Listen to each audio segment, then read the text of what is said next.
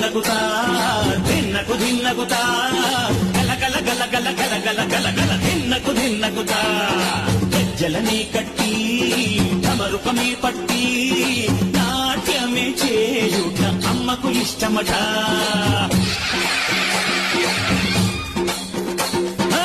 ఊగే ఊగేల ఇయ్యాలి హారతి కాయలు కొట్టి ఫలములు పెట్టి పాదాలు తాకితే అడిగిన వరములు ఇచ్చును తల్లే.